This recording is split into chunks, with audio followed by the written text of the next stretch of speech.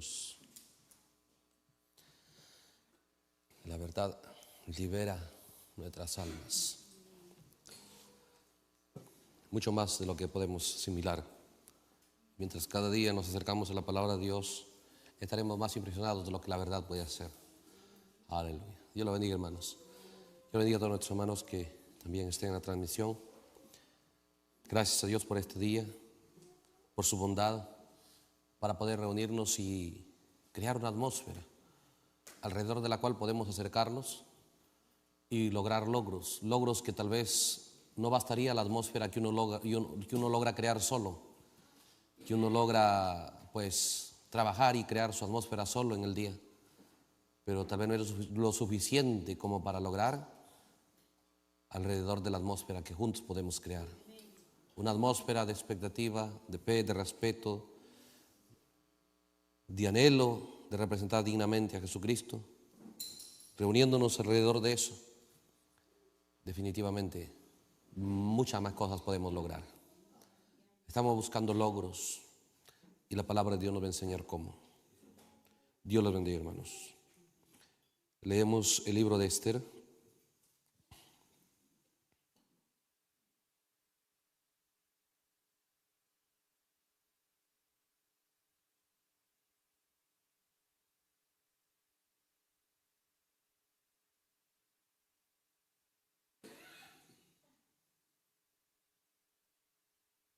El libro de Esther, capítulo 4.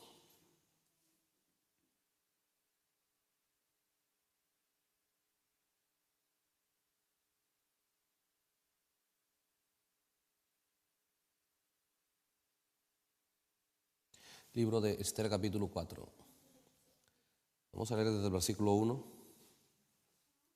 Dice así: Luego que supo Mardoqueo todo lo que se había hecho, rasgó sus vestidos, se vistió de cilicio y de ceniza, y se fue por la ciudad clamando con grande y amargo clamor, cuando se enteró del plan para borrar de la tierra Israel natural.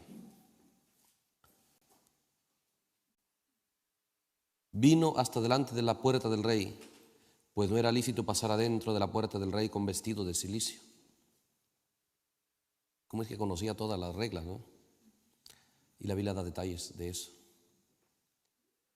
Y en cada provincia y lugar donde el mandamiento del rey y su decreto llegaba, tenían los judíos gran luto, ayuno, lloro y lamentación. Cilicio, ceniza era la cama de muchos. Vinieron las doncellas de Esther y sus eunucos y se lo dijeron, la condición en la que estaba Mardoqueo, le avisaron a Esther. Entonces la reina tuvo gran dolor y envió vestidos para hacer vestir a Mardoqueo y hacerle quitar el cilicio, mas él no los aceptó. Bueno, todo lo que estamos leyendo hay pues cientos de sermones, pero vamos a leer, a seguir leyendo. Entonces Esther llamó a Atac, uno de los eunucos del rey, que él había puesto al servicio de ella, y lo mandó a Mardoqueo, con orden de saber qué sucedía y por qué estaba así. Salió pues Atac a ver a Mardoqueo, a la plaza de la ciudad que estaba delante de la puerta del rey. Y Mardoqueo le declaró todo lo que le había acontecido, y le dio noticia de la plata que Amán había dicho que pesaría para los tesoros del rey a cambio de la destrucción de los judíos. Le dio también la copia del decreto que había sido dada en Susa para que fuesen destruidos, a fin de que la mostrase a Esther y se lo declarase y le encargara que fuese ante el rey a suplicarle y a interceder delante de él por su pueblo. Vino Atac y contó a Esther las palabras de Mardoqueo. Entonces Esther dijo a Atac que le dijese a Mardoqueo: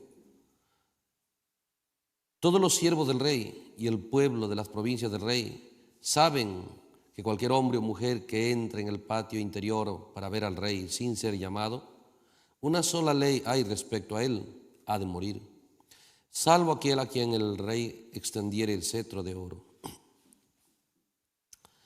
el cual vivirá. Y yo no he sido llamada para ver al rey estos 30 días. Y dijeron a Mardoqueo las palabras de Esther. Entonces dijo Mardoqueo que respondiesen a Esther: no pienses que escaparás en la casa del rey más que cualquier otro judío, porque si callas absolutamente en este tiempo, respiro y liberación vendrá de alguna otra parte para los judíos, mas tú y la casa de tu padre pereceréis. ¿Y quién sabe si para esta hora has llegado al reino? Y Esther dijo que respondiesen a Mardoqueo: ve y reúne a todos los judíos que se hallan en Susa y ayunad por mí, y no comáis ni bebáis en 3 días, noche y día. Yo también con mis doncellas ayunaré igualmente, y entonces entraré a ver al rey, aunque no sea conforme a la ley. Si perezco, que perezca. Vamos a orar. Dios amado, muchas gracias, Señor, por toda tu ayuda en nuestra jornada en la tierra. Qué bueno es, Señor, caminar en esta tierra y en nuestro corazón tener en cuenta tu palabra. Cada día es un suspenso de expectativa, Señor, por conocerte más, por saber más, Señor, tu plan, por saber, Señor, qué más quieres que hagamos. Nos has dado de tu gracia todos estos años, Señor. Sobre todo obstáculos, sobre toda adversidad, nos has ayudado, Señor, hasta este día. Ahora, Señor, vemos que todo está avanzando, vemos que todo está llegando a su culminación, vemos que todas las cosas, Señor, se están juntando, tal como la Biblia ya lo predijo. Y queremos que nuestro corazón pueda encenderse también, Señor, en ese ritmo de la profecía, en ese canal ya, Señor, revelado por ti, porque tú, Dios omnisciente, sabías el fin, sabías lo que iba a pasar hasta aquí, sabes lo que va a pasar más adelante. Y tú nos lo das a conocer, por tu palabra podemos mirar más allá de nuestro presente y decidir de qué lado estar en el mañana, Señor, por nuestras decisiones de hoy. Por lo tanto, Señor, queremos acercarnos cada vez que nos das la oportunidad a tu palabra, con expectativa grande, con entendimiento, Señor, de que es una oportunidad más que nos das. Ayúdanos a no desperdiciarla por la oportunidad, Señor. Ayúdanos, Señor, a poder ser diligentes en el propósito tuyo, en tu plan, en tu gracia provista, para que tome parte de reuniones, Señor, en la tierra hoy y cada día, Señor, de la semana y meses y años se reúne gente para hablar de ti. Se reúne gente en todo el mundo, supuestamente, discípulos tuyos, Señor. Pudiéramos sumarnos así y reunirnos, Señor, solamente bajo una esfera de sensación y tal vez de un alivio de conciencia. Pero somos conscientes de tu advertencia que dijiste allá al abrir los 7 sellos en San Mateo 24, que no nos conviene creer cualquier cosa, Señor. No nos conviene oír cualquier voz, aunque nos señalen a cuantos Cristos. Pero qué glorioso es volver a lo simple, a lo sencillo, por la vía, Señor, de tu mensaje que nos clamó. Que volvamos, Señor, a saber, no hay autoridad más alta, no hay seguridad más alta, no hay poder más alto que tu palabra, Señor. Por lo tanto, Señor, gracias por ello. Volvemos a tu palabra y tomamos nuestro tiempo en cada reunión que nos das, mirando las verdades de tu palabra con certeza, con seguridad, sin temor, Señor, sin miedo, porque sabemos que es más seguro que el cielo y la tierra. Gracias por ello, Señor, en el nombre de Jesucristo. Amén. Dios le bendiga, hermanos.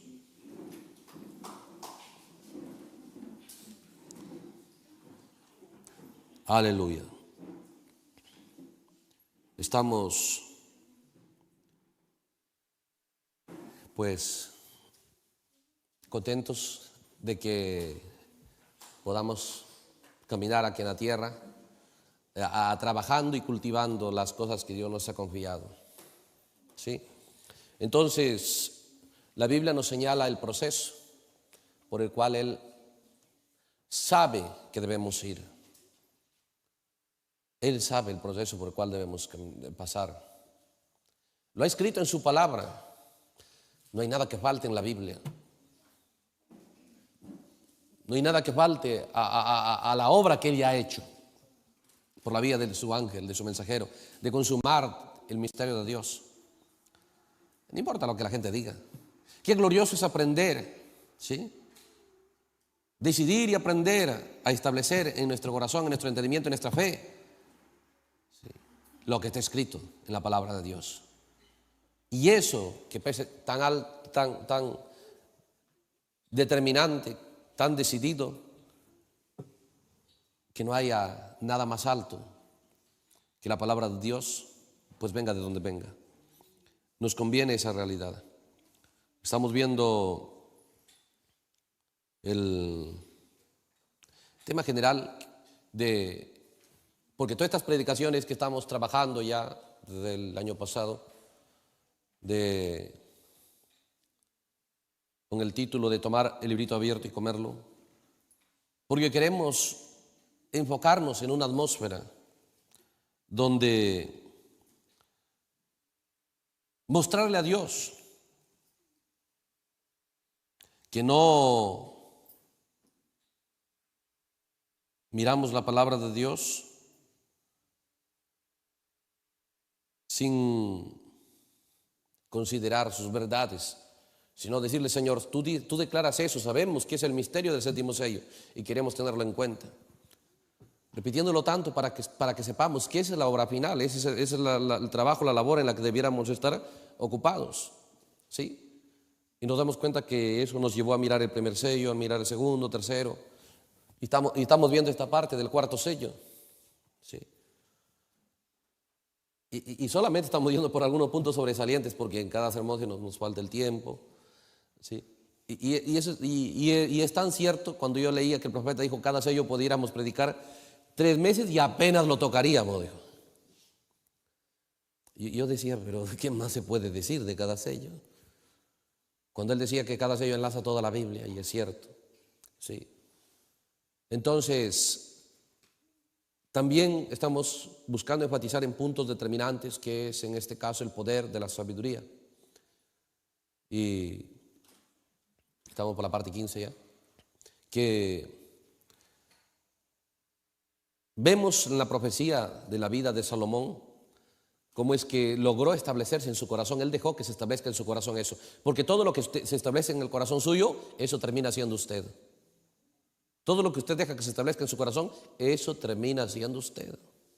Y cuando se establece en su corazón cosas que Dios ama, cosas que Dios aprueba, ¿sí?, entonces usted ha decidido honrar a Dios, dejando instalarse en su corazón lo que Él aprueba, lo que Él honra. Y Él dijo: honraré a los que me honran.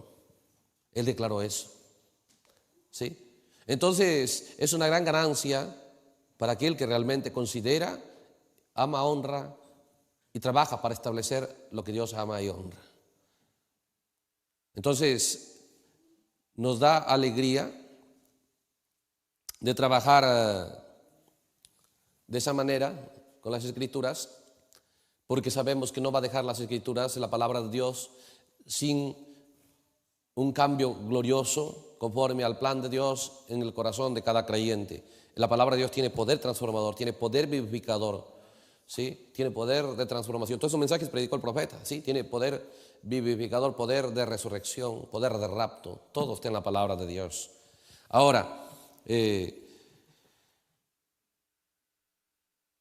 cuando nosotros estamos mirando según los tipos de la profecía de la Biblia, cada tipo de la Biblia, una de las características que ellos tienen es que la Biblia registra no todo su jornada atrás, sino registra el momento exacto que les convenía actuar, el momento exacto que les convenía entender, que les convenía ver, que les convenía hablar, que les convenía moverse, ¿sí?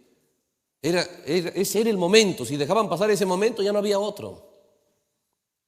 Si Gedeón había dicho: sí, Señor, yo sé que algún día, bueno, si su mente hubiese estado de querer libertad algún día, Dios no hubiese descendido, porque Dios siempre es presente, ¿sí? Dios siempre es presente. Pero él había tomado la decisión, no algún día, porque el profeta predicó ese mensaje, no algún día, sino ahora. ¿Sí? No algún día, sino ahora. Ahora, entonces cuando él quiso eso, Dios vino a Gedeón, estaba lleno de miedo, lleno de temores, pero terminó aceptando la promesa de Dios para su día, para el presente. Entonces logró cosas. Una de las características es que nunca Dios puede hacer algo con alguien que esté buscando algo para el futuro, porque Él siempre es el presente, Él es el yo soy. Esa es una de las características que tenemos que tomar una decisión. ¿Qué quiero hoy? ¿Sí? Porque si Gedeón me ha dicho, sí, Señor, tengo grandes planes para tu pueblo, pero algún día. Entonces algún día hubiese venido Dios. ¿Sí? Entonces Israel también tenía deseos de salir de su tierra. Israel también, de Egipto. Israel también tenía deseos, ¿ve usted?, de ser libre. Pero algún día. Mientras ellos no tomaron la decisión precisa y exacta, Dios no pudo venir, pero cuando ellos dijeron, sí, ahora queremos, entonces Dios movió a Moisés, porque Moisés se quiso mover 40 años atrás y no les interesó salir de Egipto. Entonces todos los tipos nos damos cuenta que ese era el momento exacto. Si Rahab, piénselo, mire allá, póngase allá para que usted entienda el día en el que vivimos y la actitud con la que debemos actuar y movernos. No aparte de su vista de los tipos. ¿Qué es lo que tiene que captar en el tipo? Que el tipo de la novia en el tiempo del fin, que es la profecía para el tiempo del fin, nos está mostrando Dios una cosa, que si en esa hora no captaban, ya no había otra oportunidad, ya no había otra. Observe, si Rahab en esa hora donde vio los espías, les he dicho, oye, qué tremendo, bueno, si a estos lo matan, en alguna otra oportunidad, ¿sí?, puede que yo lo ayude a alguno de ellos. Y tal vez me desvíen de algunos. Ya no había otra oportunidad, esa era la única. Eso es para mostrarnos, para nosotros, qué día estamos viviendo. Eso es para nosotros, para mostrarnos la hora en la que nos ha tocado vivir. Que nosotros podamos verlo de esa manera, que podamos entender, este es nuestro día, esta es nuestra hora. No habrá otra oportunidad, porque para el tipo no había otra oportunidad. ¿Usted cree que si Rebeca hubiese dicho, bueno, este hombre me pide agua, voy a darle, esos camellos están hambrientos, pero mañana tal vez haya camellos más hambrientos y cuando esté mañana de mejor ánimo daré de beber esos camellos? ¿Usted cree que hubiera habido otros camellos? Y tal vez hubiera habido otros camellos, pero ya no eran los correctos. ¿Sí? Y tal vez ha habido otros huyendo por ahí, otros perseguidos por el ejército de Jericó, pero ya no eran la oportunidad para ella. ¿Qué tal si Abigail lo hubiese dejado para otro día? El ir a esperar a encontrar a David, a ayudar a David. Mire, yo quiero que usted mire los tipos. En cada tipo Dios nos está mostrando que no hay otra hora. Esa es la hora. Ese es el momento exacto, preciso para actuar. Ahora, para actuar. Entonces, cuando nosotros estamos mirando estas cosas, bueno, aquí vamos con estas cosas aquí, con este libro de Esther se junta, bueno, toda la Biblia, se junta casi todo Apocalipsis y toda la Biblia, porque podemos ver todo el plan de edades, sellos, trompetas, copas, todo juntado ahí. Y tengamos expectativa entonces en estudiar estas cosas. Creo que Dios sabe más que nosotros, que cada uno ha tenido la posibilidad de poder estar contento con otras cosas. Pero hay algo en nuestro corazón que nos jala hacia su palabra. Y pues con esa confianza podemos acercarnos a ello. se da cuenta, miremos, por ejemplo, el tipo de Esther. Ese era ese tiempo. Solo tenía ese único año, esa era su única oportunidad. Si en ese año hacía las cosas mal, ¿usted cree que Esther tenía otra? Y ahí nos muestra, otras tuvieron la misma oportunidad, no la aprovecharon.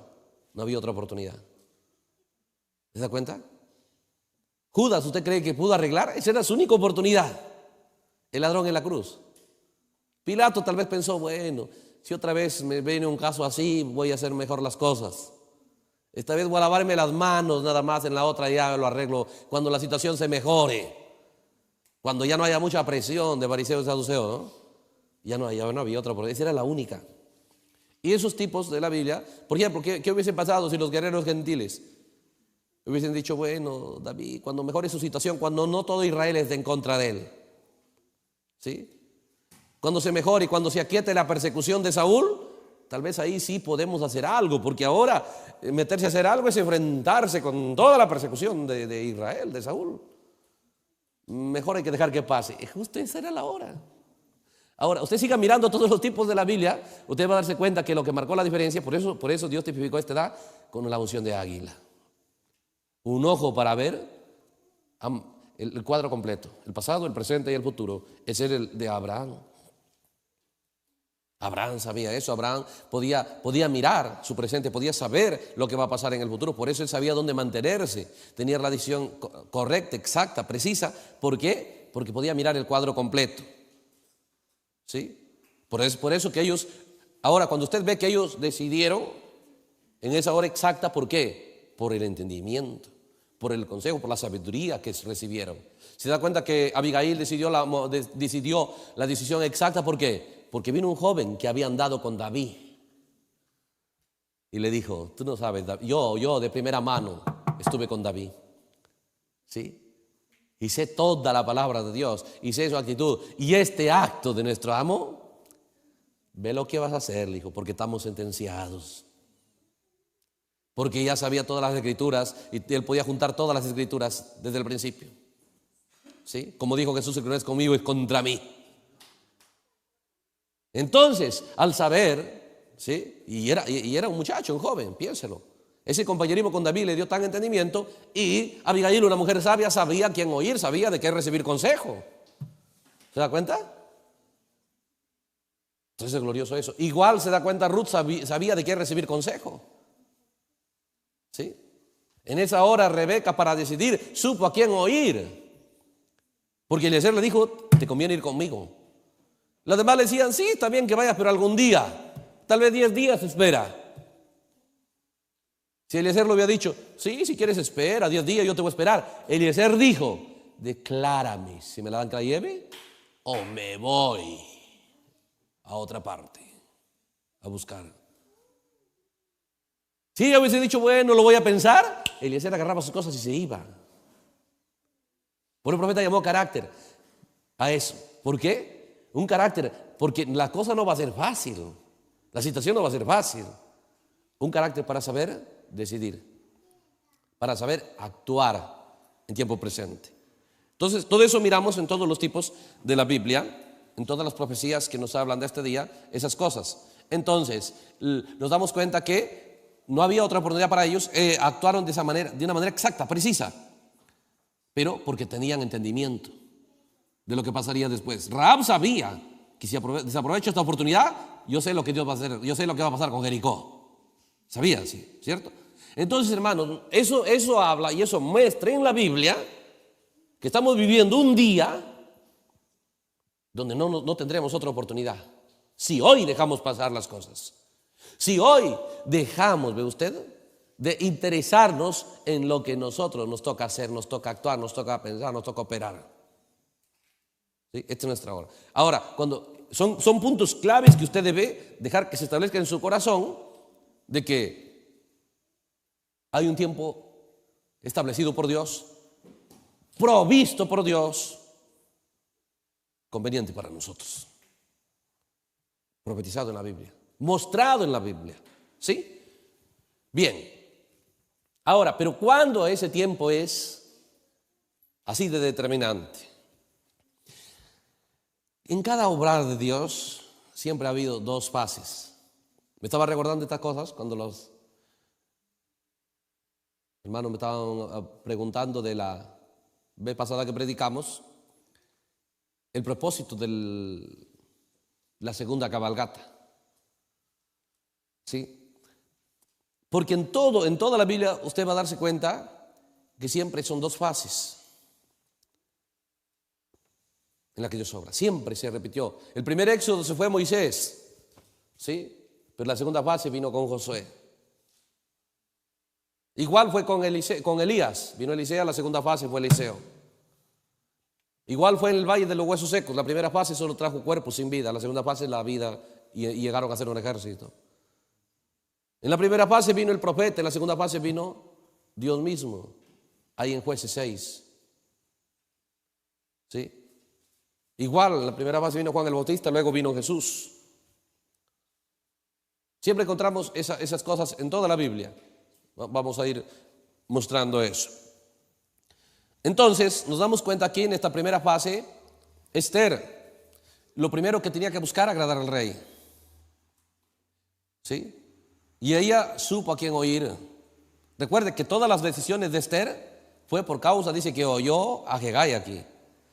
Y la decisión que toma Esther de ayudar a su pueblo no es porque lo sentía, ¿sí?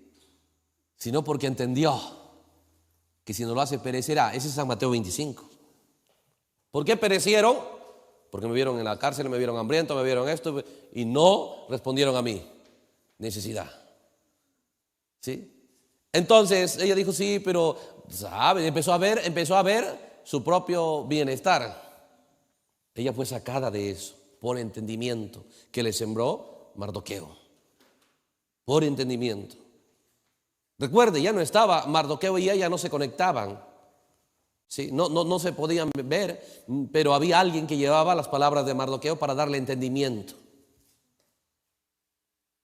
Para darle entendimiento de que si ella buscaba su propio bien iba a perecer exactamente lo que enseñó Jesús. El que busca salvar su vida, ¿qué dijo?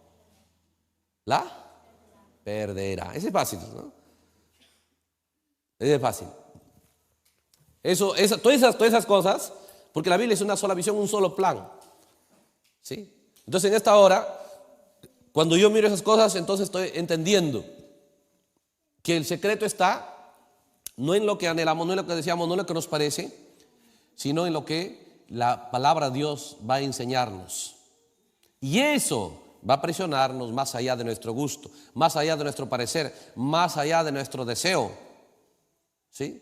Porque usted cree que Rahab sentía poner su vida en peligro, pero su entendimiento sabía, está tan cerca que Jericó se ha destruido, y estos son mensajeros de Josué. ¿Sí? Si yo no aprovecho esta oportunidad, no habrá otra. Ella sacó todo y dijo, es más, ¿sí? ¿Cuántas cosas pasaron por la mente de Rahab? Porque eso no era algo, ¿ve? Usted a veces dice, uy, si me critican. No, aquí no era cuestión de crítica, era cuestión que te vuelan en la cabeza. Póngase usted en el tipo para que usted entienda la realidad. Porque es profecía, es un cuadro Dios mostrando lo que iba a pasar.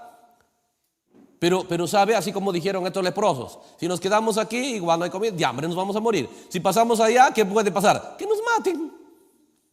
Pero sea que nos maten allá o nos quedemos acá, la muerte igual nos va a venir. Pero tenemos una posibilidad. Y si vamos allá y realmente no nos mata, puede, ¿ve? Y hay algo bueno. Por eso, la única posibilidad, ellos rápidamente dijeron, si nos quedamos aquí, no hay comida, igual morimos. Si vamos allá, puede que nos maten. Pero, ¿qué tal si no nos matan? ¿Y qué tal si hay buenas noticias? ¿Se da cuenta? Entonces ellos, la sabiduría entiende eso. Por eso Rahab decidió, puede que me maten mi reino, ¿sí? Puede que me mate mi rey, puede que los soldados me atrapen, pero si ellos no lo hacen, de todos modos los israelitas lo van a hacer. De todos modos Dios lo va a hacer. O sea, la muerte está segura. Si yo me quedo y no hago nada, voy a morir. Si yo hago algo, puede que muera. Pero ¿qué tal si no? La única posibilidad estaba haciendo algo.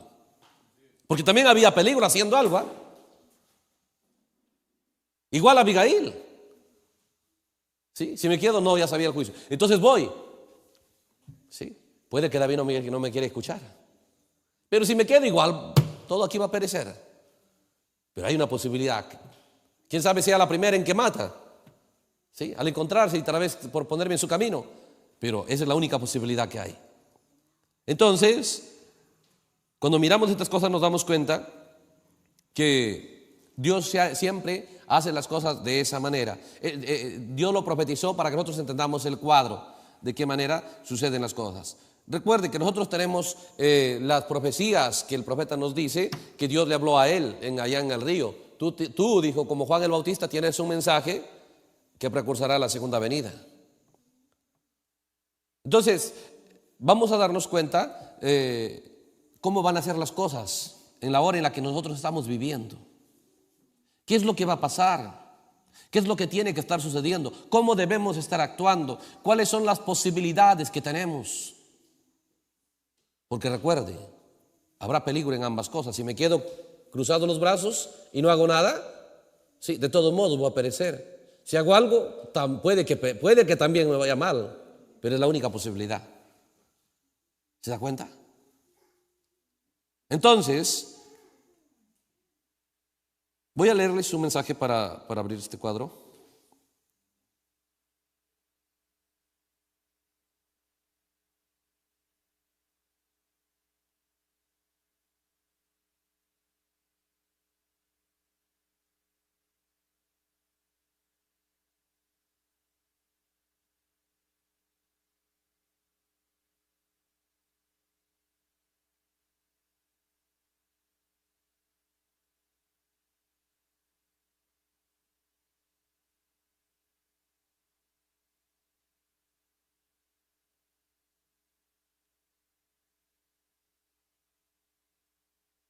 Es el mensaje de Dios está con nosotros.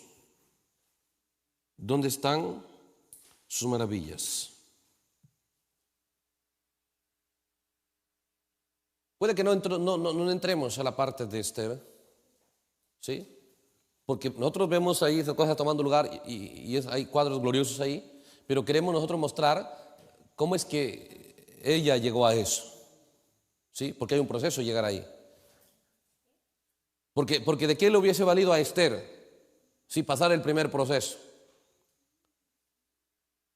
Si en este fallaba, Mardoqueo fue claro: tú y tu casa morirás, le dijo. Tú morirás, tu familia va a morir, pero Israel no puede perecer.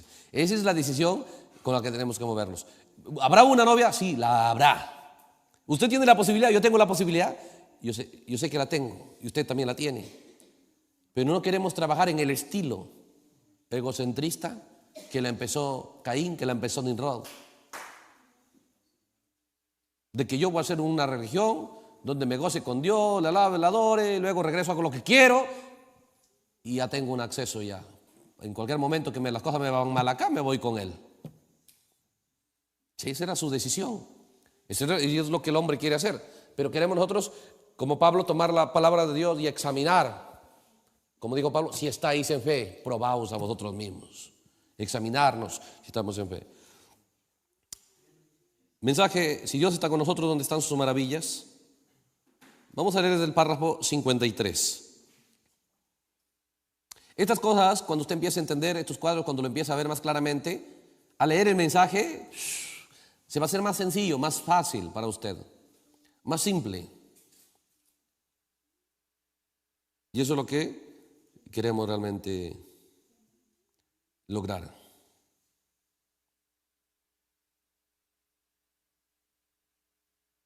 Entonces el mensaje: Dios está con nosotros, donde están sus maravillas, el párrafo 53.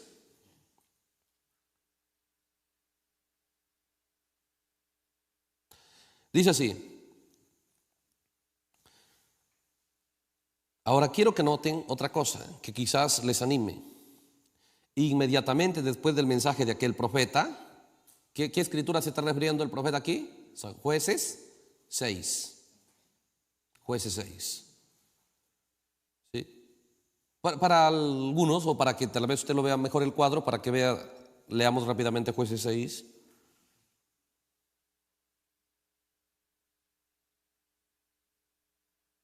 No es difícil, hermano, el camino de Dios.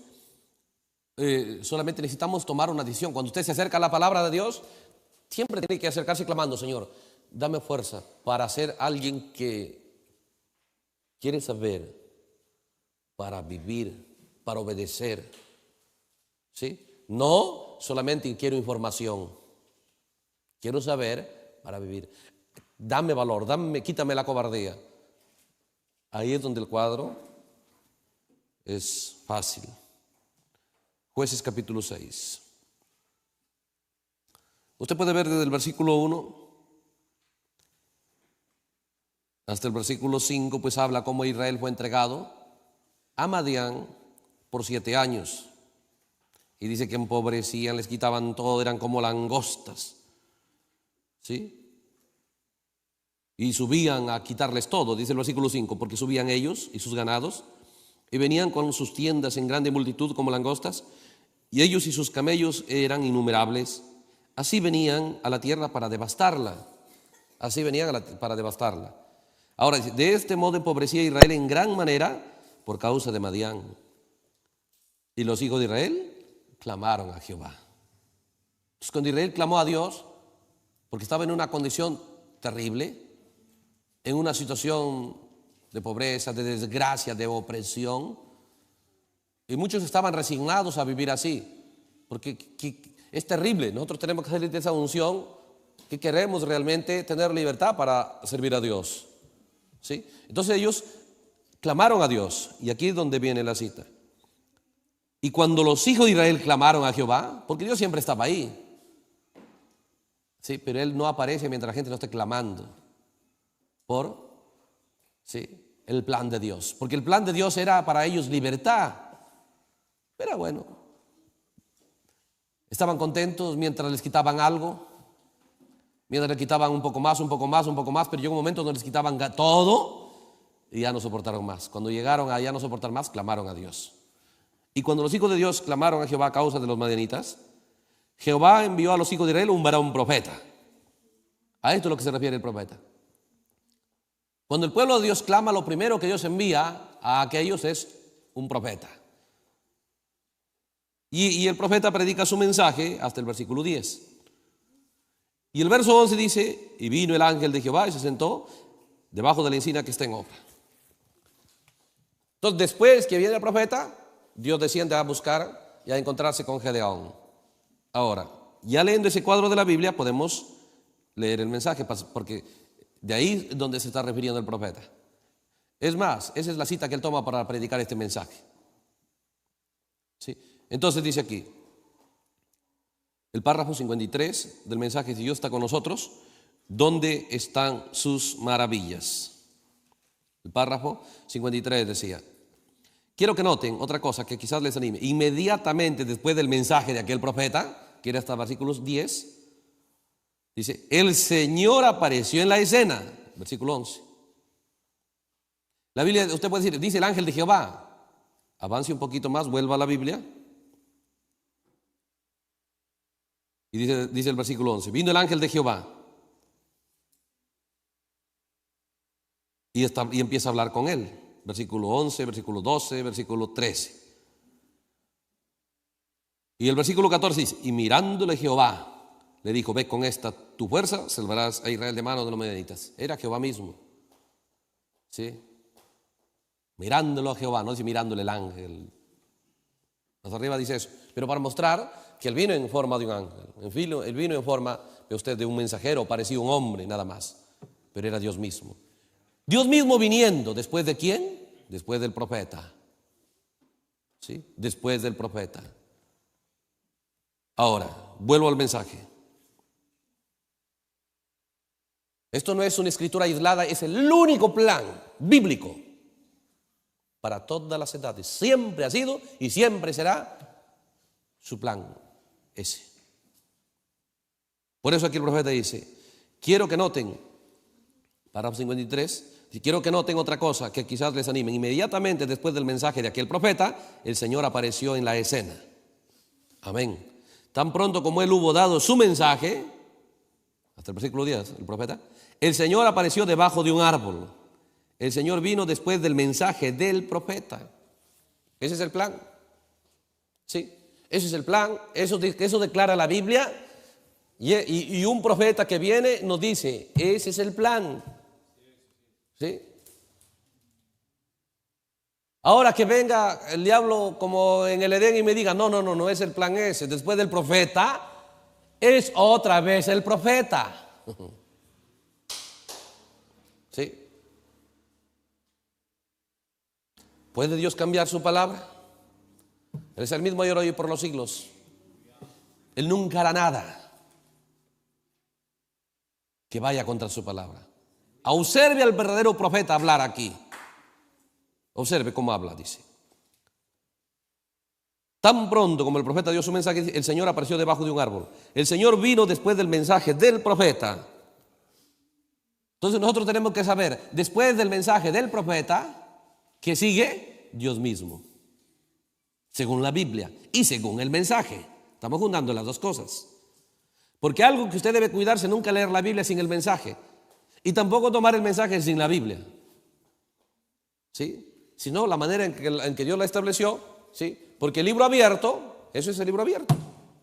La Biblia y el mensaje. La Biblia y los 7 sellos. ¿Sí? Entonces dice, tan pronto como él había dado su mensaje, el Señor apareció debajo de un árbol. El Señor vino después del mensaje del profeta,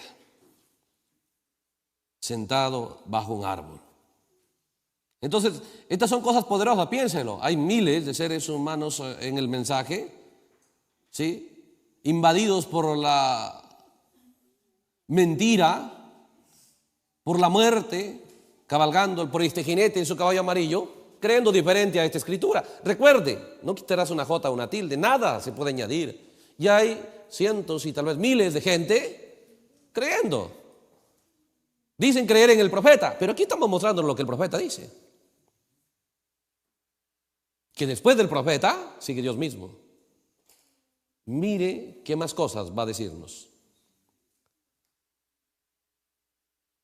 Entonces dice aquí, el pueblo se había apartado, cada quien en su ismo, como hoy. Dios mandó a su profeta, así como ha pasado con nosotros. Dios mandó a su profeta. Tan pronto como el profeta hubo terminado su mensaje, así como decía el hermano Branham, Dios no me va a quitar de la tierra hasta que termine conmigo. Y tan pronto como el profeta termina su mensaje, el Señor vino después del mensaje del profeta. ¿Sí? Por eso recuerde que es anticristo, antipalabra. Por eso el diablo está ahora matando. Por eso esta escena de Esther, como le dije, va a juntar sellos, trompetas, copas, todo. ¿Por qué? Porque aquí dijo, ella entiende, la muerte está cabalgando y no quiere hacer nada. La muerte está cabalgando hoy. ¿Sí? Matando, ve usted, la fe. Matando la doctrina, ¿sí? Correcta en el alma de los creyentes. Porque no puede matar la palabra de Dios.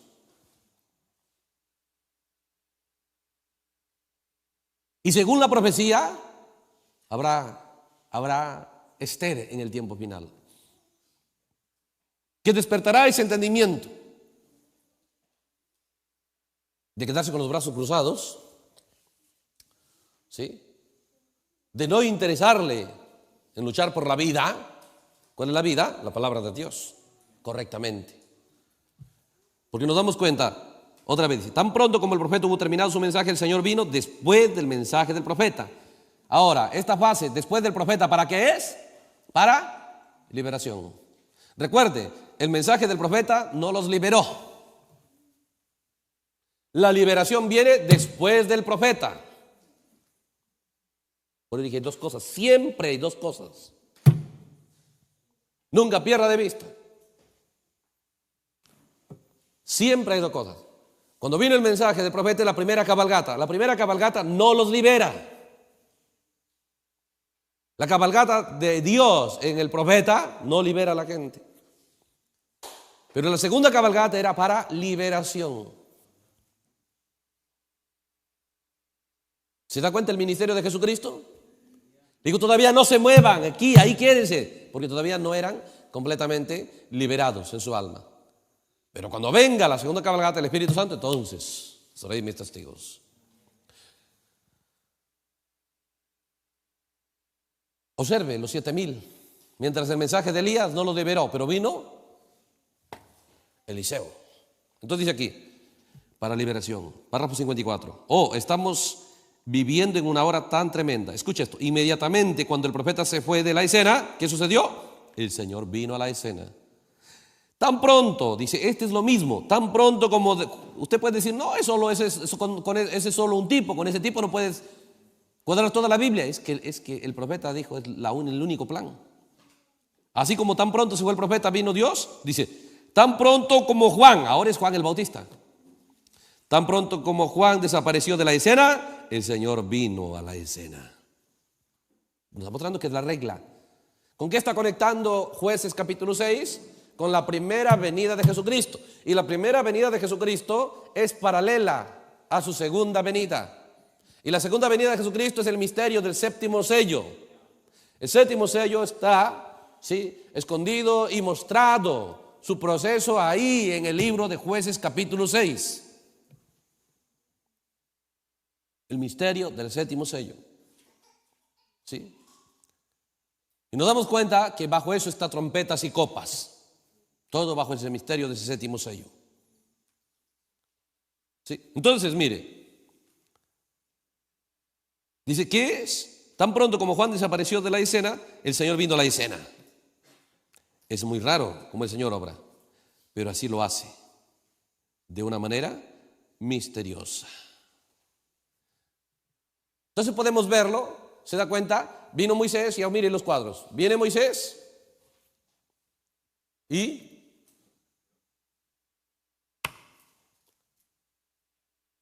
sacó al pueblo de Egipto, pero no introdujo al pueblo en Canaán. Vino Josué, en esta segunda cabalgata entró. Después de Elías vino Eliseo. ¿Sí? Y usted puede ver también en el valle, la profecía de los valles de los huesos secos. La primera parte solamente juntó hueso con hueso. Se juntaron los tendones, unieron los huesos.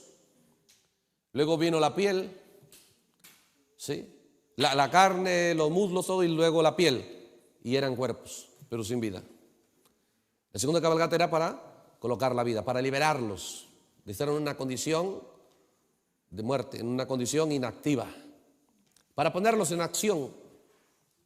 Sí, siempre es así. Pues el profeta dijo, la primera fase es mecánica, la segunda es dinámica. Son dos cabalgatas, ¿sí? Entonces la primera fase a Esther lo colocó en el trono, pero en la segunda era, ¿sí?, la que ella podía entrar en protagonismo a favor de su pueblo. Bien, entonces miremos aquí cómo se desenvuelve, cómo sucederá esa segunda fase. Para luego ir al libro, como le dije, tal vez no vamos a entrar a esto de Esther hoy día, ¿sí? Pero queremos mirar cómo es el mover de Dios después del profeta. ¿Cómo es el mover de Dios después del profeta? ¿Sí? ¿Cómo es la segunda cabalgata? Porque nosotros encontramos ahí, sí, al profeta clamando. Leamos un poquito aquí.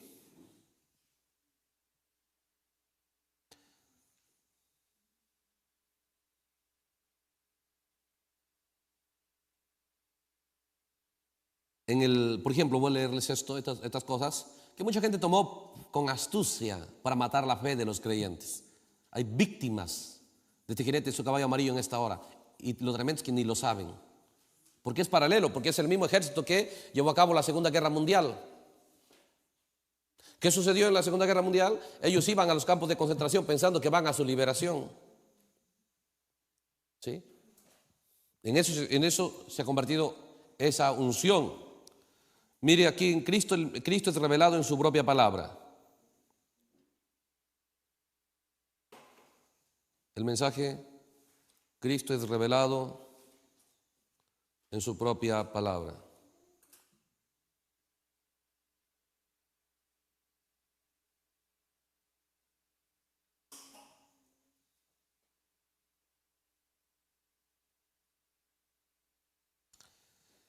El párrafo 136. Cuando el profeta vio estas cosas en la Biblia, para él fue claro que iba a haber una segunda cabalgata, que iba a haber, ve usted, la segunda fase, porque estaba escrito en la Biblia. Pero él sí sabía cómo iba a ser. La ignorancia de la Biblia, ¿sí?, y la falta de sinceridad con el mensaje hace que le dé fuerza a este jinete en su caballo amarillo para matar la fe de los creyentes. Cristo es revelado en su propia palabra, párrafo 136. Dice así: ¿qué de la visión de la otra noche del hombre cuando gritó a aquellos científicos allá derramando esa cosa adentro así? Porque el profeta está narrando una visión que vio a científicos haciendo ciertas cosas, y luego apareció arriba en la montaña un jinete que gritó, ¿no?, en su caballo blanco. Dice, ellos simplemente se voltearon, miraron hacia arriba y siguieron adelante. Y el profeta dice aquí esto, dice, habrá una cabalgata más. Para él era claro eso, porque está en la Biblia. Hubo una cabalgata más en los días de Moisés. Hubo una cabalgata más en los días de Gedeón. Hubo una cabalgata más en los días de Elías, en Eliseo. Hubo una cabalgata más en la profecía de los valles de los huesos secos. Una cabalgata más en los días de Jesús. Habrá hoy. ¿Sí? Entonces para él era seguro eso. Mensaje: el único lugar provisto por Dios para la adoración. Recuerde, ¿sí?, la sabiduría, el entendimiento es tan poderoso que nos hace tan fácil y tan claro todo el cuadro, ¿sí? Y es más seguro que una visión, que usted tuviera dones y una visión. Usted por la Biblia puede tener la visión más clara y precisa de la hora en la que nos toca vivir. Y ahí, una vez que se ve la visión, es la misma visión que vio Rahab. Y después de eso dependía lo que iba a hacer ya. Pero esa visión, ¿sí?, de la manera correcta solo lo vio ella, porque muchos vieron correr a estos dos espías. Muchos vieron huir, ¿sí? Y muchos dijeron, pobrecitos, ojalá no los atrapen. Otros, por acá van. Y tal vez llamando, acá va, por acá están escondiéndose, por acá están huyendo, vengan. Y llamando soldados. Muchos vieron eso. Pero la forma correcta de ver, la vio Rahab. Entonces, ¿sí?, la primera fase ella recibió el mensaje. La segunda fase, ¿sí?, le tocaba actuar. El único lugar provisto por Dios para la adoración, párrafo 6. El único lugar provisto por Dios para la adoración, párrafo 6.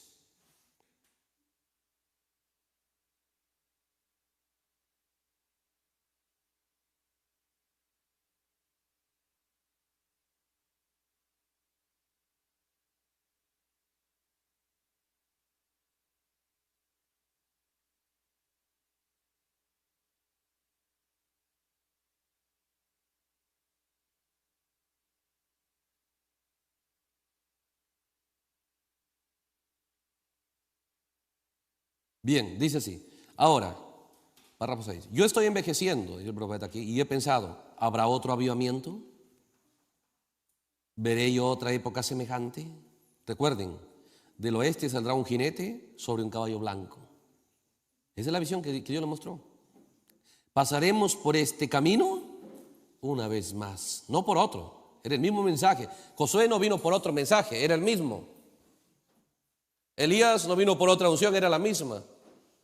¿Sí? En los días de los jueces no vino Dios a hablar otro sermón, era el mismo que ya predicó el profeta. Entonces pasaremos por este camino una vez más. Recuerden, está vindicado, es una promesa. ¿Sí? Es una promesa. Siempre Dios habló de esa manera. Pero para él le fue claro estas cosas. Leamos otro mensaje, el Edén de Satanás.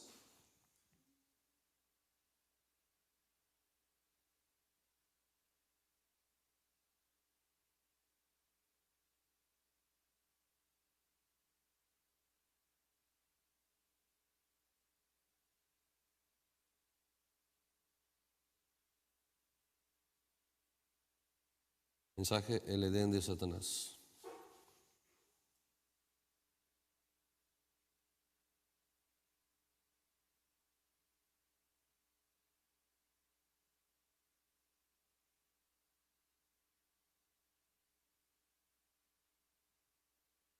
Estamos en el párrafo 170, la parte final del 171 del mensaje de Satanás. La parte final dice, y estamos cerca del fin, se puede ver. Entonces, alegremente anunciaremos el mensaje de su bendita aparición, lo cual es su segunda venida, séptimo sello. Pronto Él vendrá en gloria, contémoslo por doquier, pues despierten santos del Señor. ¿Por qué dormir cuando el fin está tan cerca? Vamos a prepararnos para ese llamado final. ¿Ah? Él ya está yendo, su mensaje está, luego dice, ¿sí? Preparémonos para ese llamado final. Ella, ahora sí dice, ella se tornará en el oeste, ella se tornará en el oeste y cabalgará nuevamente uno de estos días. Solo recuerden, seguro que ella lo hará. ¿No? Acá nos habla cómo es que ese cabalgar vendrá en la novia. Pero quiero leer este mensaje a Cristo revelado en su propia palabra para que nos demos cuenta las cosas que van a suceder, cómo nos conviene actuar, porque recuerde que no fue algo simple allá. Ellos entendieron, vieron que estaba en escena, entendieron que estaba en escena, entendieron la posibilidad, vieron la dificultad, pero decidieron, se armaron de valor para decidir lo correcto. Entonces, eso muestra que el creyente va a entender el cuadro. Antes de tomar una decisión correcta va a entender el cuadro, va a ver la posibilidad, va a ver el obstáculo, pero se armará de valor para tomar la decisión correcta. Cristo es revelado en su propia palabra, párrafo 204. Párrafo 204.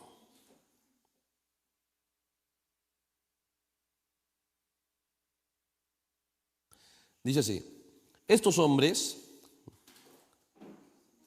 siendo profetas de la Biblia, dijeron, no soy yo no tengo nada que ver con ello, pero es así dice el Señor. Así que la Biblia es así dice el Señor por los profetas. Eso es lo que es la Biblia. Fíjense, ellos llevaron el Espíritu de Cristo sobre sí mismos y pronosticaron los eventos que sucederían. Hablar de pronósticos. Dijeron lo que sucedería durante las edades. Si el profeta nos muestra, dice, la Biblia en realidad contiene lo que va a pasar, lo que va a suceder. ¿Sí? Mientras se sentaron, se pararon, se recostaron, caminaron con el Espíritu de Cristo sobre ellos. Tanto que ellos actuaron como Cristo. Y los lectores, los que leerían la Biblia, los lectores lo leerían y pensarían que los profetas estaban hablando de sí mismos. ¿Sí? Entonces, eso siempre pasó, porque cuando David, el profeta nos narra aquí, dice que al leer la Biblia la gente pensará que el profeta habla de sí mismo. Y nos cita aquí, miren, el párrafo 207. O desde 206 dice. ¿Recuerdan ustedes el eunuco cuando él estaba leyendo Isaías 53, ¿no? Allá en el desierto? Acerca de cómo es que él había sido herido por nuestras rebeliones, molido por nuestros pecados. El castigo de nuestra paz fue sobre él y por su llaga fuimos nosotros curados. El eunuco le dijo a Felipe, ¿de quién está hablando el profeta de sí? Le pregunta, ¿de quién está hablando el profeta? ¿De sí mismo o de algún otro hombre? ¿Ven? Dice, el profeta habló como que si fuera el mismo. Miren a David clamando en el espíritu, Dios mío, ¿por qué me ha desamparado? Mis huesos ellos me observan a mí. David dijo, horadaron mis pies y mis manos. Horadaron mis pies y mis manos. Pero no dejarás mi alma en el Seol, ni permitirás que tu santo vea corrupción. Como si David estaba diciendo de sí mismo que era ese santo, pero era el hijo de David, esa simiente espiritual germinada viniendo por ahí. ¿Eh?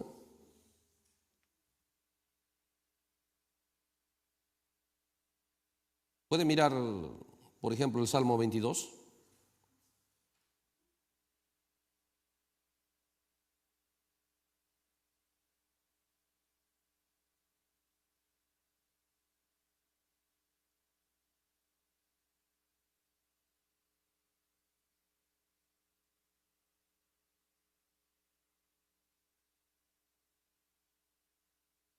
Porque, hermanos, es importante esto, que nosotros podamos entender para saber qué debe pasar después del mensaje del profeta. Nos damos cuenta aquí, la gente, yo he escuchado muchas cosas. Por ejemplo, algunos dicen, el profeta dice que alguien soñó que lo habían baleado, y como no lo han baleado, tiene que resucitar que le baleen. Sí, entonces la doctrina está ahí.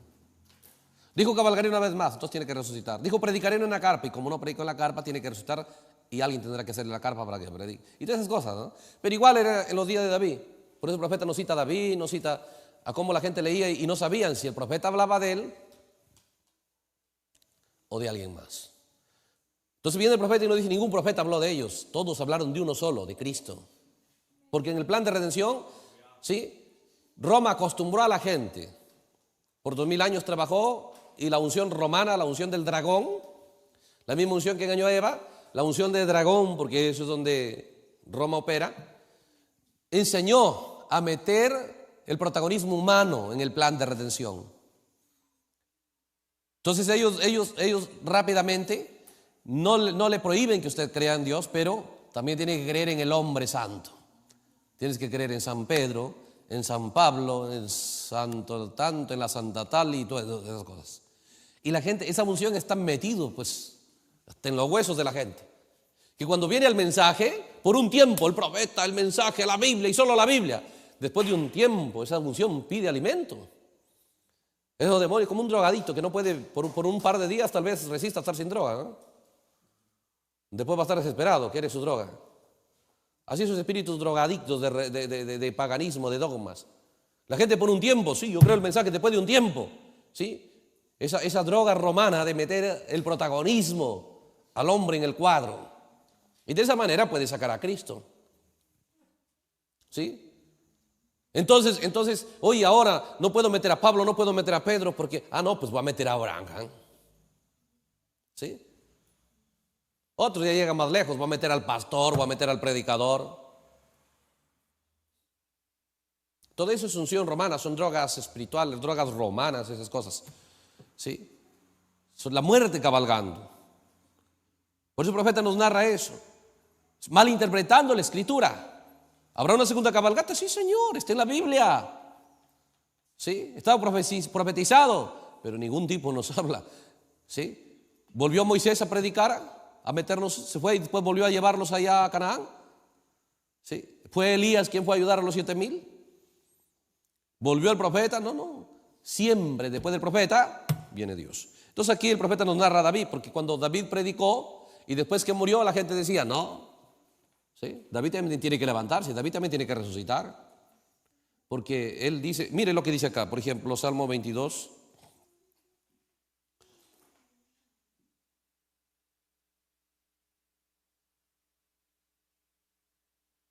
Dice el versículo 9. Tú eres el que me sacó del vientre, el que me hizo estar confiado desde que estaba en los pechos de mi madre. Entonces la gente decía, ¿ves? Ese es David, ¿cómo va a ser el Mesías? Sobre ti fue echado desde antes de nacer. Entonces la gente dice, ¿puede nacer Dios? ¿Ves? No es, tiene que ser David. Desde el vientre de mi madre, tú eres mi Dios. ¿Ves que no era Dios? Él está hablando de su Dios. No te alejes de mí porque la angustia está cerca. No, pues ese no es Dios. Tiene que ser David, aparentemente. Sí. Porque la angustia está cerca. Porque no hay quien ayude. ¿Por qué, hermanos? Porque en Israel cualquiera sabía que el Mesías iba a ser Dios mismo. Y cuando empezaba a hablar David, y tal vez algunos le decían, no, eso no es David, ese es el espíritu del Mesías. Decían, no, pero ¿cómo el Mesías va a estar angustiado? ¿Sí? El Mesías va a estar diciendo, tú eres mi Dios. Dice el verso 12, me han rodeado muchos toros, fuertes toros de Basán me han cercado. Abrieron sobre mí su boca como león rapaz y rugiente. He sido derramado como aguas, todos mis huesos se descoyuntaron, mi corazón fue como cera, derritiéndose en medio de mis entrañas. Como un tiesto seco se secó mi vigor, y mi lengua se pegó a mi paladar, y me has puesto en el polvo de la muerte. Porque perros me han rodeado, me han cercado cuadrilla de malignos, horadaron mis manos y mis pies. Contar puedo todos mis huesos, entre tanto ellos me miran y me observan. Repartieron entre sí mis vestidos y sobre mi ropa echaron los suertes. ¿Era David? Ese era Cristo. Pero ¿cómo Cristo va a estar diciendo yo tú eres mi Dios desde el vientre y yo estoy angustiado? Entonces la gente podía preguntar, no, ese no es David, no es el Mesías. Porque ¿cómo el Mesías puede estar angustiado? ¿Cómo el Mesías puede decir tú eres mi Dios? ¿Cómo el Mesías puede decirme todas estas cosas? ¿Sí? Obviamente la Biblia está escrita de tal manera que la gente que es politeísta siempre va a ver a alguien más que a Cristo. Pero el verdadero creyente solo va a haber un solo protagonista en el plan de redención, Jesucristo, nadie más. Nadie más. Por eso el profeta toma esta escritura y dice, ese no era David, era Cristo. Era Cristo.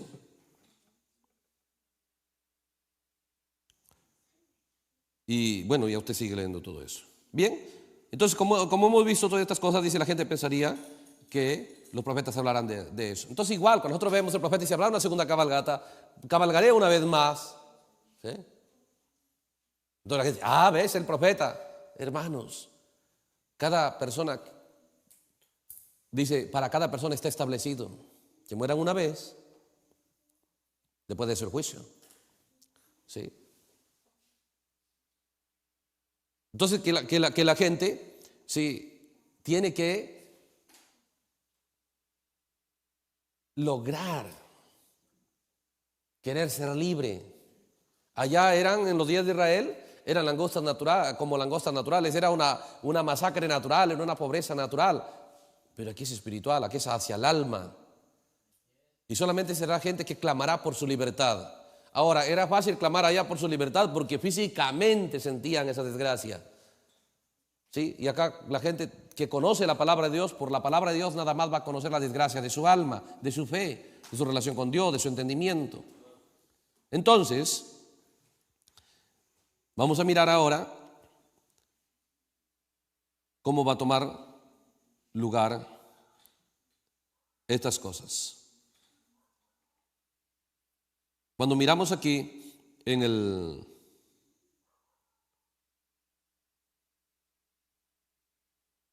mensaje, si Dios está con nosotros, ¿dónde están sus maravillas? Para mirar cómo va a ser la escena. Cuando ya hemos establecido ese punto, ¿sí? De que va a haber una segunda cabalgata, pero no es ni el profeta, pues nadie más puede meterse en el cuadro, no es ni Pablo, ni Pedro, ni nadie, porque la doctrina, piensen, lo de intercesores es romana 100%, la doctrina de mediadores es romana 100%. Ninguno, ve usted, que tenga el Espíritu Santo puede venir y meter a un hombre en el cuadro, ¿sí? Ni al profeta, ni a predicadores. Por más gran obra y labor que Dios use al profeta, por más gran labor que Dios use al predicador para hacer a favor de su pueblo, eso no lo mete a él en el cuadro, en el protagonismo. Porque hay un solo redentor, hay un solo, ve usted, protagonista para redención, ese es Jesucristo, nadie más. Por eso cuando Pablo entendió eso, todo en el Antiguo Testamento, todos los tiempos era Cristo. Por eso cuando lo quisieron meter a él en el cuadro, ¿sí? Él dijo, no Señor, porque él era un águila. Él sabía la sutileza de ese espíritu, de esa unción diabólica, para meter al hombre en el cuadro. ¿Cómo va a ser esta segunda cabalgata? ¿Sí? Recuerde la primera, miremos el cuadro. En la primera cabalgata que vino, Moisés, todo Israel, todo Egipto, todo Israel, ¿sí? Podían escuchar su mensaje, podía salir mucha multitud mixta y todo. Igual cuando vino Elías, podía el rey Acab oír su sermón, podían oír los profetas de Baal y todo. Pero usted se da cuenta, cuando vino Eliseo, solo se movió buscando sus 7,000. ¿Sí? El movimiento de Eliseo nada más era, ¿sí?, más preciso en aquellos que habían ya oído el mensaje de Elías. Entonces el movimiento de Eliseo fue buscar a esos que Dios había dicho, no han doblado sus rodillas a Baal. ¿Sí? Entonces, igual cuando nosotros miramos aquí en el libro de Jueces, el capítulo 6, ya usted sabe que ahí está el paralelo del séptimo sello.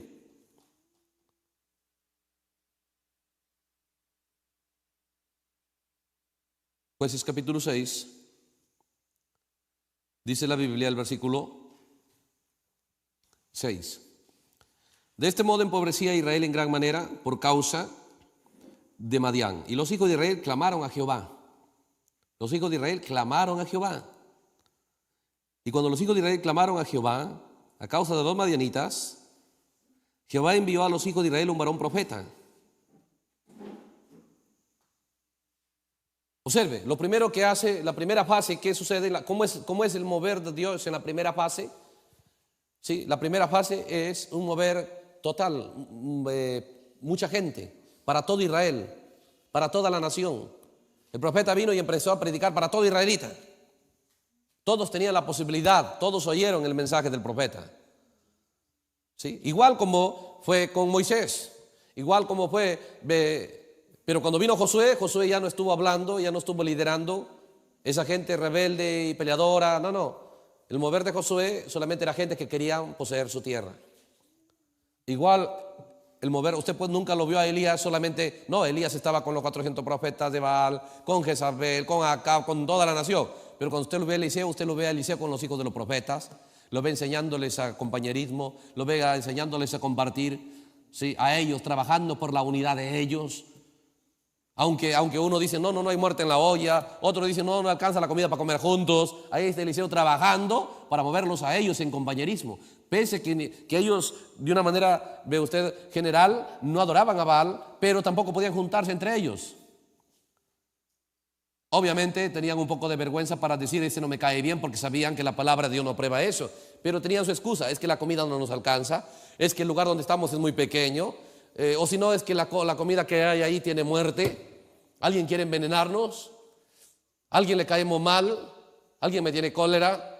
Entonces Eliseo tuvo que venir y trabajar. O unos decían, es que no hay trabajo, es que las aguas son malas, la tierra es mala.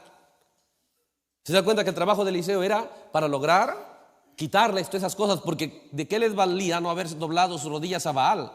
Eso fue su logro. Porque cuando vino Elías predicó contra Baal y puso a Dios.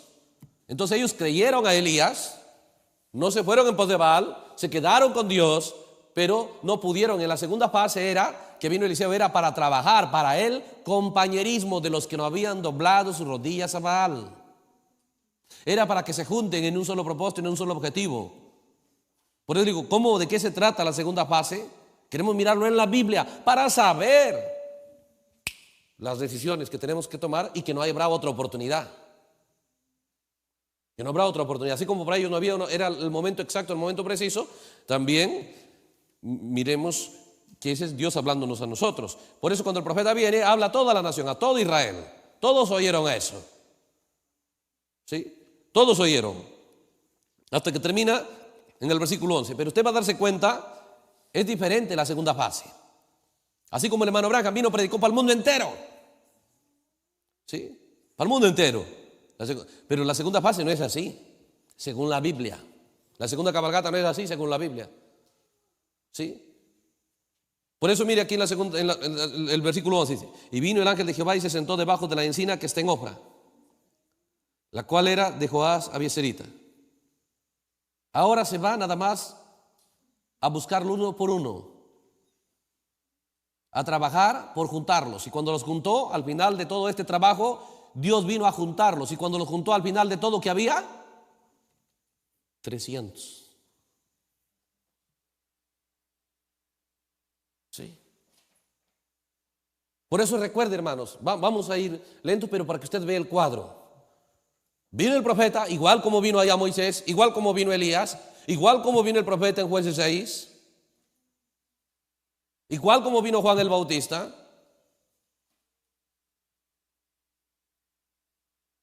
Pero después tuvo que venir Josué para tener un ejército, porque en los días de Moisés no podía haber un ejército, no podían juntarse. Unos decían una cosa, otros otra cosa, era solo peleas. Casi lo matan a Josué y a Caleb. Dios tuvo que defenderlo. En los días de Elías tampoco los 7,000 podían juntarse.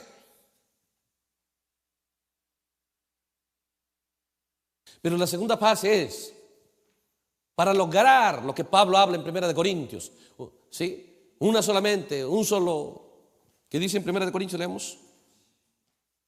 Eso es lo que Pablo dice que debe lograr cada creyente. 1 de Corintios capítulo 1.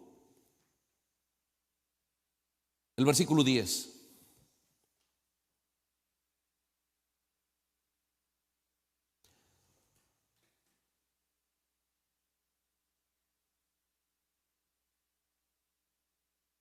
Dice así: os ruego pues, hermanos, por el nombre de nuestro Señor Jesucristo. Escuche esto, que habléis todos en la misma cosa. Es una de las cosas que esto no se pudo lograr en la primera fase. Porque cada uno, yo pienso, yo me parece, y yo creo, y yo esto. Eso no es en la segunda fase. En la primera fase, 2 millones, nadie podía estar de acuerdo. Un día decían una cosa, al otro día cambiaban de posición y cambiaban de parecer. Y tenían en las venas sangre peleadora. Sangre, ve usted, inconstante en actuar en lo correcto. Y ellos se fueron al infierno. ¿Sí? Pero cuando Pablo habla de esto, dice que habléis todos una misma cosa. Eso es en la segunda fase, el énfasis. Es trabajar para una sola doctrina, para un solo mensaje. Piénselo. Cuando usted viene nada más con la palabra de Dios colocada como lo colocó el profeta, ¿quién puede detenerlo a usted?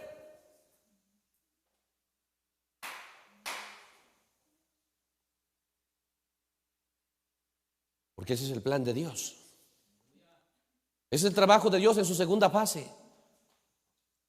Que habléis todos una misma cosa. ¿Qué más? Que no haya entre vosotros divisiones. Esa es la segunda fase. Usted va a ver cómo fue difícil para Eliseo. Era un trabajo muy difícil para Eliseo. Y él quería el poder de Dios para lograr juntarlos. Y los terminó juntando. Aunque no querían, les hizo comer juntos. Aunque no querían, les hizo compartir. Y dijeron, no, es que muy pequeño, aquí no alcanza para estar juntos. Pues hagamos algo más grande, dijo. Sí, pero no tenemos con qué, prestemos herramientas. ¿Sí? ¿Y con qué ánimo habrán estado cortando, hermano? Ay, cortando con desánimo este profeta. Y ahora, ¿quién se irá a quedar conmigo? De repente hacer ese de allá que no me cae bien. Y así estaba, y se les caía el hacha. ¿Sí? Uy, el profeta, se cayó la hacha. Yo sí quiero cortar, pero ya no hay hacha. Usted vea todo eso. Sí, Eliseo usando el poder de Dios, haciéndolo flotar y diga, no te detengas, porque esas no son historias, son los secretos de que entendamos que Dios estará siendo paciente y proveyendo el poder sobrenatural. ¿Pero para qué? Por eso estábamos hablando estos días y mostrando cuánto poder ya está disponible, pero ¿para qué va a usarse? ¿Para qué lo usó Eliseo el poder? Para lograr hacerlos trabajar por compañerismo, por unidad.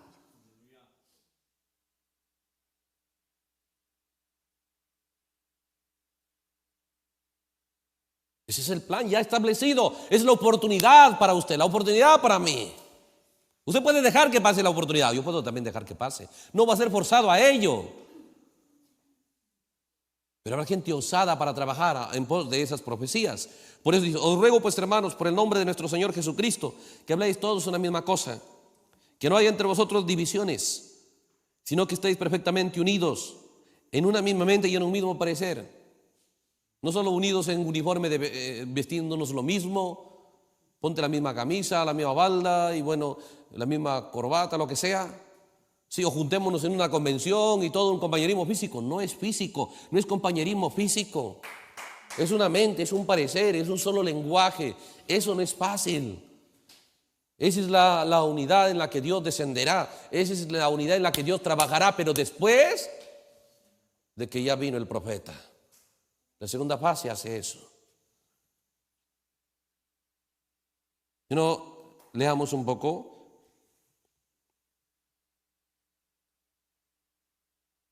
En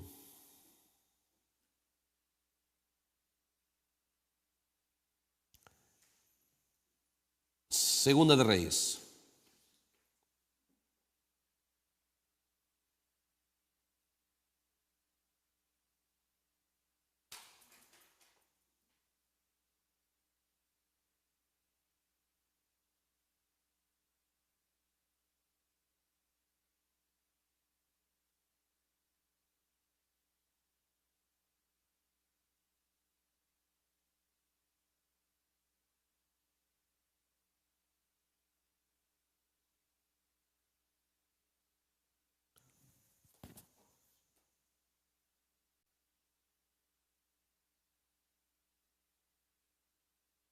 Leamos en Segunda de Reyes.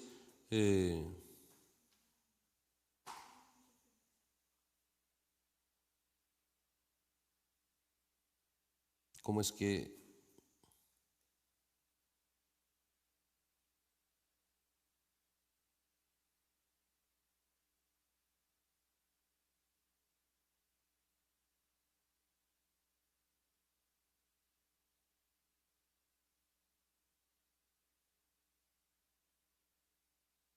El capítulo 2.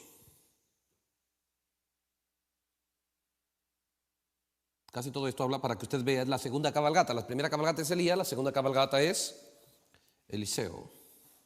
¿Sí?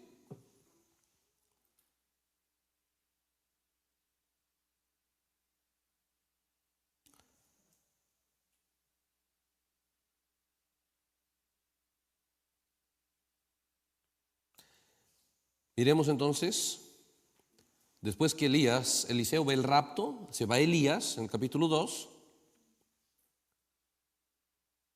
Dice el versículo 19. Ahora viene Eliseo, ni bien empieza su regreso, mire a dónde se va. Ella no se va a pelear con los profetas de Baal, con los profetas de Jezabel. Sí, por eso nosotros tenemos que saber lo que nos toca. Claro, seguro que me hubiese gustado la posición de la primera fase, ¿no? Era poderosa. Era poderosa, un ministerio mundial, allá, pues la misma diario, televisión, todo eso anunciaba en las reuniones del hermano Branham. Pero tenemos que saber aquí qué es lo que va a pasar, cómo vamos a desenvolvernos en esta vida cristiana que Dios nos asignó a nosotros. Tal vez Eliseo también hubiese querido la forma de moverse de Elías. Y recuerde que él dijo la doble porción de Elías, pero ¿cómo va a moverse? Ni bien se fue Elías en el rapto, en el capítulo 2 hasta el versículo 18, usted sabe que ahí se fue Elías. Luego dice el verso 19. Los hombres de la ciudad dijeron a Eliseo, porque ahí estaban los hijos de los profetas, y le dicen, aquí el lugar donde está colocada esta ciudad es bueno, la tierra es buena, como mi señor ve, mas las aguas son malas y la tierra es estéril. Mira qué buen lugar todo, pero la tierra no produce, el agua es mala. ¿Sí? Entonces él dijo, traedme una vasija nueva y poned en ella sal, y se la trajeron. Y saliendo él a los manantiales de las aguas, echó dentro la sal y dijo, así ha dicho Jehová, yo sané estas aguas, y no habrá más en ellas muerte ni enfermedad. Porque la gente nada más vivía quejándose. Tomamos agua, nos hace mal, sembramos, no produce, todo acá está mal, la gente desanimada. Pues dice, ya no habrá enfermedad ni muerte. Y fueron sanas las aguas hasta hoy, conforme a la palabra que habló Eliseo. Avancemos al capítulo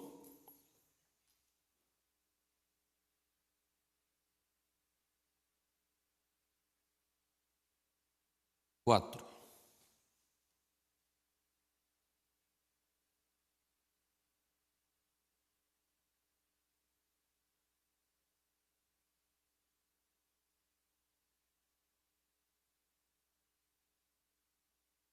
Capítulo 4.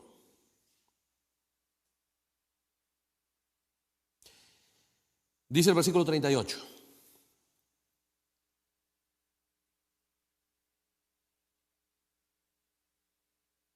Eliseo volvió a Gilgal cuando había una grande hambre en la tierra, y los hijos de los profetas estaban con él.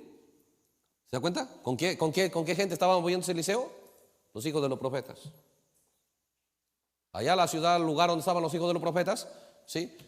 Donde él entró, pues todo estaba estéril, el agua era mala. Le dicen, vamos a buscar a Elías.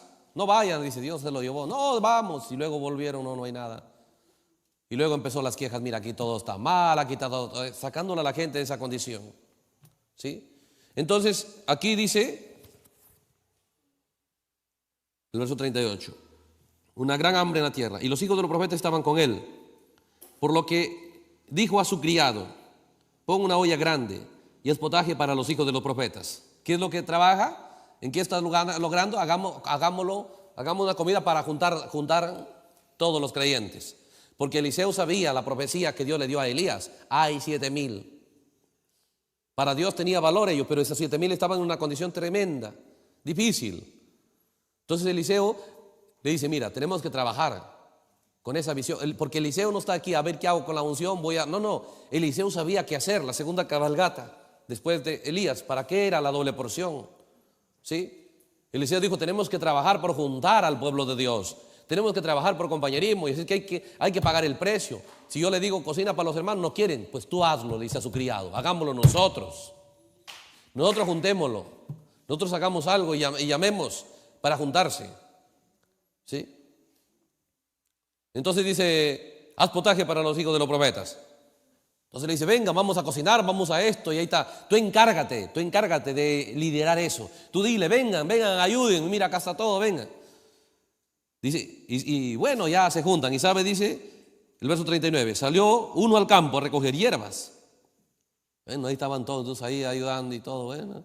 Y otro sale y trae un poco de hierbas y halló como parra montés. Y de ella llenó su falda de calabazas silvestres. Y volvió. Y las cortó en la olla del potaje, pues no sabía lo que era. ¿Se da cuenta? O sea, eran tan inexpertos en... ¿Sí? Eran los hijos de los profetas. Pero bueno, ¿cómo vamos a comer juntos? ¿Qué es? Si fuera nada más para ellos, ¿usted cree que me he echado cualquier cosa? ¿Sí? ¿Cómo va a ser un compañerismo? Cualquier comida, no hay que... ¿no? Lo que sea, ¿qué importa? Así estaban. Parece sencillo, la Biblia parece que estuviera narrando una historia, pero en realidad está escondiendo el misterio de por qué hay que trabajar, de qué se trata esta segunda cabalgata, en qué consiste. ¿Sí? ¿En qué consiste? Por eso nos damos cuenta, le dijo a Esther, si tú no haces eso, tú vas a perecer. Eliseo tenía entendimiento de saber qué hacer. ¿Sí? Y dice la Biblia, el verso 40, después sirvió para que comieran los hombres, pero sucedió que comiendo ellos de aquel guisado gritaron diciendo, varón de Dios, hay muerte en la olla, y no lo pudieron comer. Ahí está una justificación, ¿ves? Por eso que no hay forma de poder comer juntos, no hay forma. Tal vez alguien lo ha hecho con intención, alguien lo ha hecho con astucia, alguien quiere matarnos, alguien quiere envenenarnos, alguien que le caemos mal, y bueno, tantas cosas que puede haberse armado ahí. ¿Sí? Piénselo. Entonces, dice el verso 41, entonces dijo, traed harina, ese es Cristo, esa es la palabra de Dios. Y la esparció en la olla y dijo, da de comer a la gente, y no hubo más mal en la olla. Todo ese trabajo era para juntarlos. ¿Sí? Porque Eliseo pudo haber usado el poder de Dios y decir, bueno, hay hambre, pero no hay problema, traigamos acá una becerro, traigamos esto. Así cualquiera se hubiese juntado, ¿no? Pero dijo, a ver, juntémonos, hagamos esto, a ver, cada uno traiga lo que puede traer. ¿Por qué? Enseñándoles que empiecen a trabajar por el compañerismo. Y uno dijo, yo traigo esto, yo traigo otra vez un par de, sí, una papita, yo traigo una media papa por ahí. El otro dijo, bueno, yo traigo aquí hartas cosas, no sé qué será. Ni siquiera sabía lo que era, no había ni buena voluntad para hacer una buena comida. Pero ¿qué sucede? Ahí estaba Eliseo para ayudar cuando esos problemas ocurran, para ayudar de que ese trabajo de juntarse no se detenga. Entonces vino después de eso, y bueno, comieron. Después de eso, dice, vino un hombre de Baal Salisa, el cual trajo al varón de Dios panes de primicias, 20 panes de cebada. O sea, todavía nos da los datos, ¿no? 20 panes de cebada y trigo nuevo en su espiga, y él dijo, da a la gente para que coman. Para estos, recuerde, este es un misterio tremendo. ¿Por qué? Era para estos hijos de los profetas, para este pueblo, para estos que eran parte de los 7,000. ¿Sí? Hay ese tipo de pan, hay esos 20 panes. Y Eliseo dice, da a la gente para que coma. Le viene a Eliseo, y Eliseo dice, de estos panes hay que dar a la gente para que coma. Y era pan dedicado a Dios, porque era de las primicias, ¿sí? Y luego dice, y respondió su sirviente, ¿cómo pondré esto delante de 100 hombres? 20 panes delante de 100 hombres. ¿Se da cuenta? No, dice, no hay forma. No alcanza. 100 personas, juntarlo. ¿Sabe qué hace Eliseo? Pero él volvió a decir, da a la gente para que coma, porque así ha dicho Jehová, comerán y sobrarán. Es más que suficiente eso. ¿Se da cuenta? Los está juntando por el agua, los está juntando, trae la sal para sanar el agua. ¿Qué más trae? La harina. Trae la sal. ¿Qué más trae? La harina. ¿Qué más trae? Los 20 panes. ¿No es la sal? ¿Vosotros sois la sal de la tierra? ¿Sí? ¿No es la harina Cristo? Todo eso está trayendo para juntarnos, para juntar al pueblo de Dios. Y dice, entonces lo puso delante de ellos y comieron y les sobró conforme a la palabra de Jehová. No faltó, sobró todo ello. Los está juntando. Ve. Leamos ahora sí rápidamente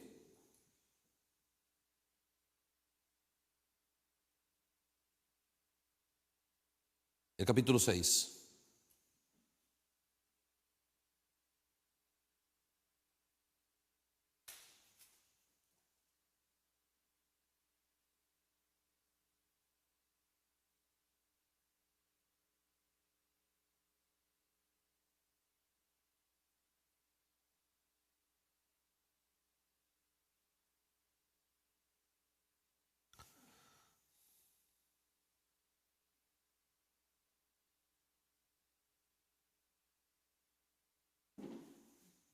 Dice el versículo 1, los hijos de los profetas dijeron a Eliseo, he aquí, el lugar que moramos contigo nos es estrecho.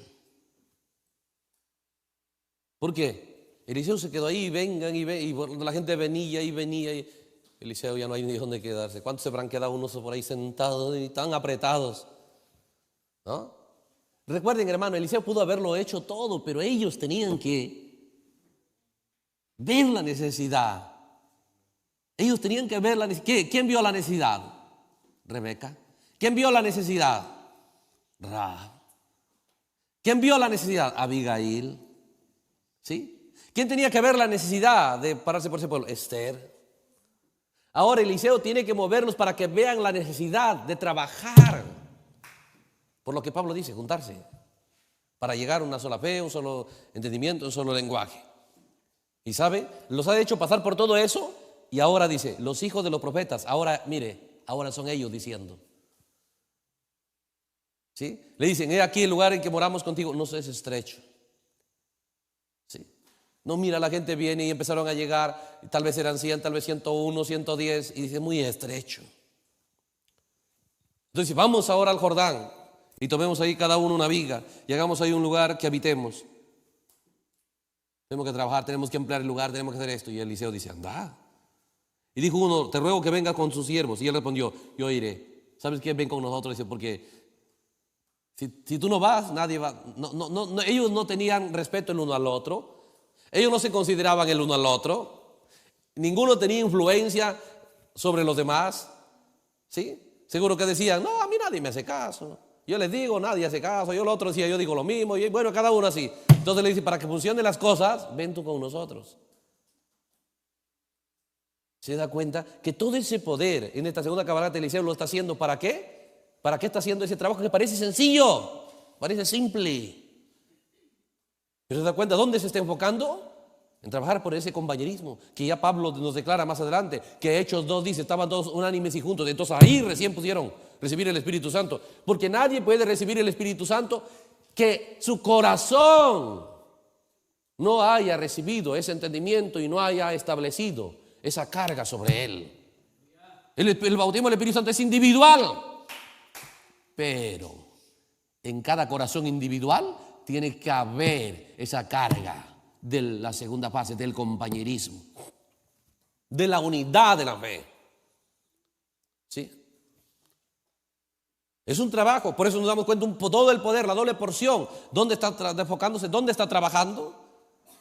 ¿Sí? Por eso dice el verso 4, se fue pues con ellos. Y cuando llegaron al Jordán, cortaron la madera.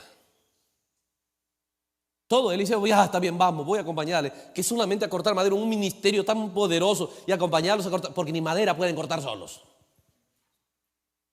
Nada pueden hacer solos. Pero él está trabajando hasta que aprendan. ¿Sí? ¿En qué clase de pueblos se están moviendo? Hasta que aprendan a mirar correctamente el uno al otro. Hasta que aprendan a valorarlos, no por lo que son. Porque decían, no, si tú eres esto, el otro decía, tú eres esto, y tú esto, y solo peleándose. ¿Se da cuenta? Eso era la unción que venía desde la primera fase. Es la unción la que estaba en la primera fase del primer éxodo. Pero en la segunda fase se da cuenta que Josué logró un ejército. Pero ese ejército no podía haber en la primera fase. Por eso, hermanos, ¿cuál es el plan? ¿Cuál es el propósito? ¿Para qué Dios desciende en la segunda fase? ¿Qué es lo que Dios quiere hacer? Lo registró en la Biblia. ¿Qué es lo que Dios quiere hacer? ¿Y se da cuenta el que es tipo de la novia? El que es tipo de la novia sabe por qué moverse, por qué invertir su tiempo, por qué trabajar. Eliseo, tipo de la novia, sabe, parece sencillo, ¿sí? Pero hay que juntarse, hacer una comida, hay que juntarse, hay que sanar el agua, hay que cortar árboles. Él moviéndose a todo eso. Los demás se ponen todo pesados, no hacemos nada si tú no vas. Pero el que es el tipo de la novia, Eliseo, el que tiene la doble porción, entiende, ¿sí? ¿Cuál es el plan? ¿Cuál es el objetivo?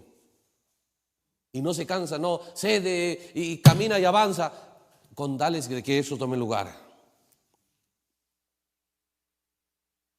Dice el versículo 5. Y aconteció que mientras uno derribaba un árbol, se le cayó el hacha en el agua y gritó diciendo, Señor mío, era prestada. El varón de Dios preguntó, ¿dónde cayó? Y él le mostró el lugar. Entonces cortó él un palo y lo echó ahí e hizo flotar el hierro. Y dijo, tómalo. Y él extendió la mano y lo tomó. Todas estas cosas, ¿por qué? ¿Por qué están cortando arbolitos para hacer unas casitas de árboles? ¿Por qué Dios lo narra? Recuerde, esta es la doble porción de Elías. Esta es la segunda fase. ¿Se da cuenta para qué hay que usar el poder de Dios? ¿Para qué quiere usted influencia?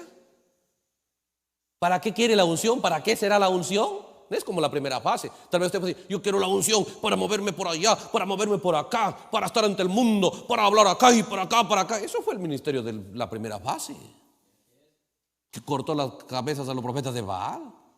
Esta segunda fase no lo hará cualquiera. No lo hará cualquiera, porque la gente nace egoísta, la gente nace impaciente, la gente nace, ve usted, egocentrista y con sus propios deseos. No va a querer luchar por esa unidad del pueblo de Dios. Por eso nosotros tenemos que mirar para qué queremos poder, por qué no funciona. Recuerde que es por fe, fe es la llave. Pero ¿en qué tenemos que tener fe? En esta segunda fase. Oh, hermanos, bueno, vamos a parar ahí. Mire la hora.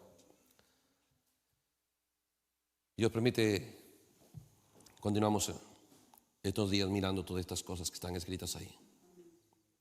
¿Sí? Pero ¿qué es? Que nuestro entendimiento se haga claro, exacto, preciso. ¿De qué se trata después del profeta? ¿De qué se trata el mover de Dios? ¿Para qué es la segunda cabalgata? ¿Qué hará la segunda cabalgata? Porque la gente está pensando, vendrán y los hospitales se vaciarán, las tumbas se abrirán y los paralíticos y tantos milagros. Pero miren la Biblia. ¿Cuál es el trabajo en la segunda cabalgata? Porque hay parálisis de la fe, y hay enfermedades y tantas cosas para el compañerismo, para la unidad. Porque la Biblia ya profetizó, ya dijo donde dice, cuán hermoso ¿Sí? Es. Cuán delicioso es cuando los hermanos habitan juntos bien. Eso es una profecía que no lo logrará cualquiera. Es una profecía de la segunda fase. Es una profecía por la que hay que trabajar. Y aquellos que lo ven, que entienden, que lo ven por la palabra de Dios, trabajarán en ello.